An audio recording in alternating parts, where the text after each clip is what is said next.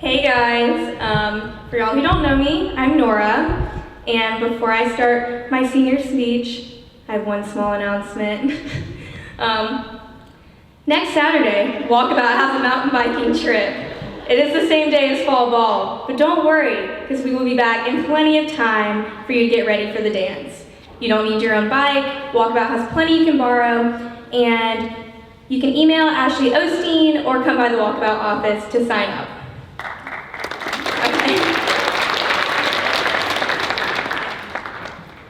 So now, 1 Corinthians chapter 16, verse 14. Let all that you do be done in love. Now, I'm not here to give a sermon. In fact, most of you would probably never associate me with my faith at all. However, it is this verse that guides my actions each day, and I believe it can apply to and impact people of all faiths. So what do I mean? Let all that you do be done in love.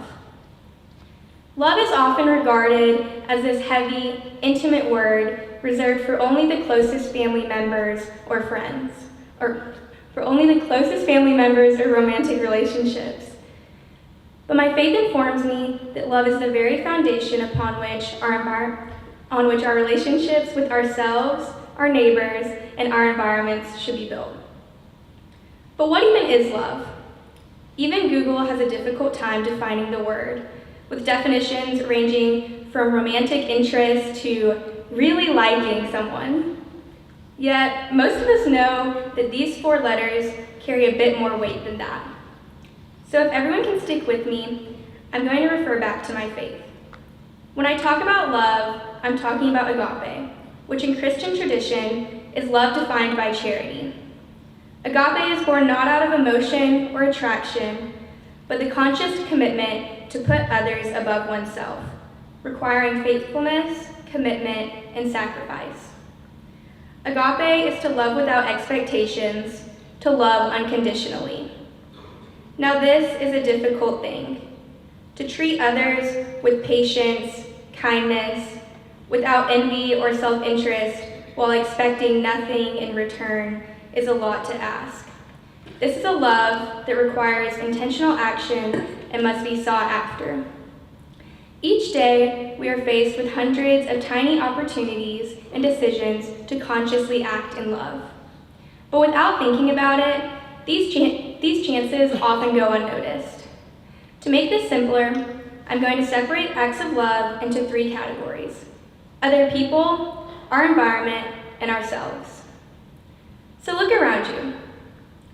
How many people have you spoken to today? Out of all of those little interactions, did you stop to think, how can I make their day better?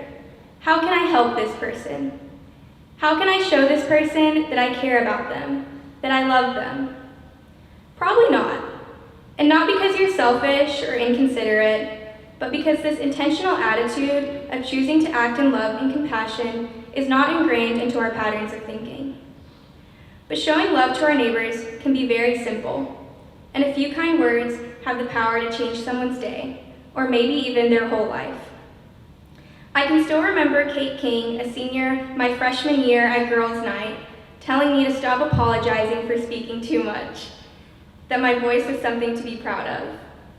Every day at cross-country practice and at our meet last night, I watched the fast, fearless females of BXC lift each other up through a simple pat on the back or a breathless "you got this" at the end of a difficult workout. While you may not think that what you have to say will matter to someone, I can guarantee that every single person in this room has been changed by someone choosing to act or speak in love towards them. So, speak up to your friends, your teammates, those younger than you, and even to strangers.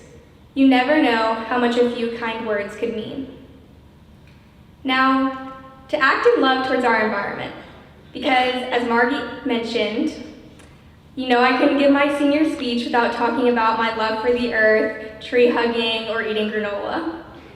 All jokes aside, I really do believe that to act in love means to choose each day to treat our earth with kindness. I believe we are called to be stewards of our planet, to act with responsibility, care, and love. No, I don't think everyone needs to become vegan overnight or give up their car, but if we all chose to take small, conscious, loving steps to help our home, the earth could become a healthier place. So I encourage you to pick up that piece of trash, to go without the plastic bag, to really think about where your food comes from and the lives it took to get it there. While this may not seem like love to you, to put a greater cause above yourself because you care deeply about something, well, this is exactly the agape I spoke of earlier. Lastly, I'm going to talk about the most difficult, at least for myself, aspect of love: to act in love towards yourself. If you know me, you probably know I'm my own harshest critic. I'm quick to forgive all transgressions except those of my own. Yet, if I'm saying to love your neighbor as yourself, you must love yourself in order to positively impact those around you. While learning to show compassion and kindness to myself has been a journey filled with many mountains and valleys, I believe when you commit yourself to seeking joy and love in the world around you, recognition of your own value soon follows. Choose to look for joy in all things. Find what makes you happy, what makes you feel alive, what reminds you that you want and need to be here. Because if you love the world, if you love your neighbors, if you seek joy in all things, it is almost impossible not to see how you play an invaluable role in the world around you. You are deserving of the same love, care, and respect you treat others with. Do not forget that. So, as you leave this chapel today, may you let all you do be done in love. Listen to others in order to understand. Make intentional decisions to treat others with kindness. Choose to treat the earth, our home, with love. Recycle that water bottle. When you go home, hug your mom. Play with your dog. Tell your little sister or brother that you're proud of them. Hold the door open. Let that car merge. Forgive yourself for that math test or falling below your own expectations. Take a deep breath and see all the joy and love that makes up this beautiful world. These things may all seem small, but when added together, this is what a life lived in love looks like. So to end, I love each and every one of you, and I truly hope you can now see why. Thank you.